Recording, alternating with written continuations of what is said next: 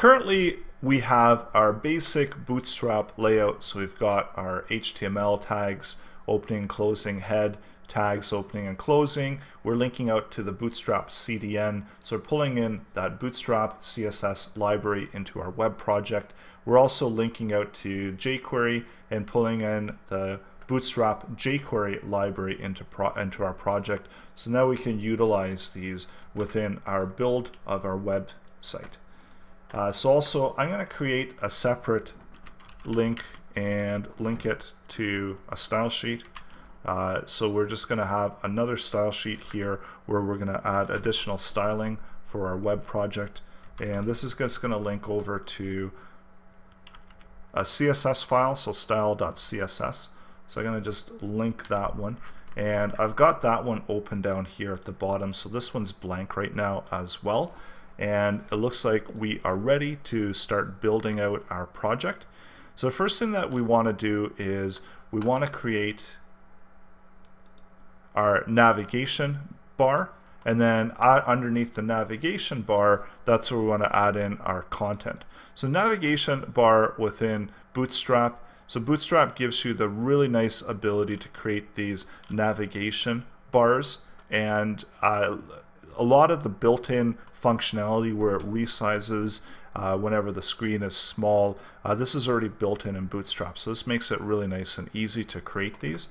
So let's start by building out our navigation bars. So we're going to put it into nav, and then we're going to add in a bunch of Bootstrap classes. So the first one we're going to add in is nav bar, and we're going to do nav bar, it should be one, so it's always that one word and then the dash and default, because we want to use the nav bar default, and we want to fix the nav bar at the top. So we do nav bar fixed dash top.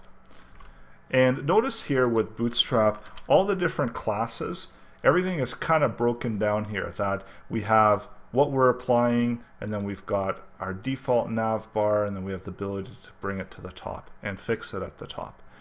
So besides that, we also want to add in a header. So this would be when the user comes in, opens up our web page, and then we're going to have some main content in there. And within here is where I'm going to specify the containers. So I'm going to do div class, and I'm just going to give it a class of container. And remember, again, we had the two options when we create containers. We had the ability to do a container that is fluid or a fixed width container. So container itself is just fixed width.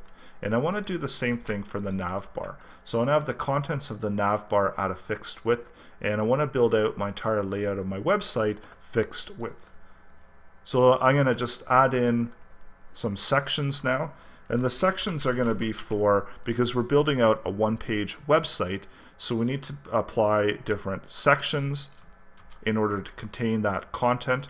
And then within the section itself, we can do the div container. So we could also do this on the outside, which would provide us a slightly different effect. But for now, I want to keep it on the inside because I want that container size to be sitting on the inside, but I want the section to take up that whole available space.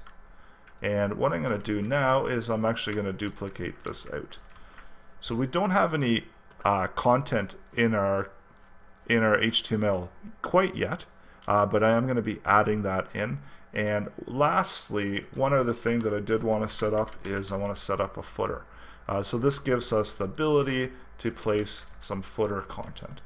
Now again, with the container, you could do it on the outside of all of these, and that would work just fine as well. So it's a preference the way that you want to develop it, but for now I want to have the ability to, if I want to stretch out my nav bar across entirely, I could just change this to fluid and so on. So I have the ability to control each and every section of my HTML page, and I can contain it and can control it separately. So in case I want to make some updates later on and I want to have things presented in different ways, then I can really easily do that without having to add in extra elements into my web page.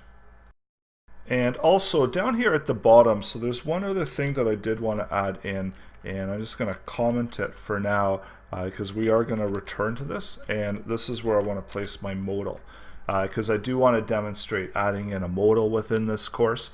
So I'm going to add in that modal course here at the bottom, and this is going to be again another div, and then this is all styled with Bootstrap. So that's just our placeholder for our modal. So right now we've got our basic website layout. So we're going to have 1, 2, 3. So maybe we're going to have actually more than 3 sections. So maybe we'll have 4 sections. So we'll do our typical home page, we'll do an about, maybe some products or something like that, and then a contact area. And this is going to be our 4 main sections. So I do want to link to them via an anchor. So I want to set my IDs for all these different sections as well in order for it to give me the ability to be able to click a link and link to it. So I'm going to set those up right now. So first one is going to have an ID of home. Second one is going to have an ID of about. So most websites you're going to find that there's home, about. Definitely don't forget that contact one. And then depending on what we're doing, so maybe we've got some products or services, whatever we want the user to come and buy. And then this is just contact. And these, of course, can be named whatever you want them to be named.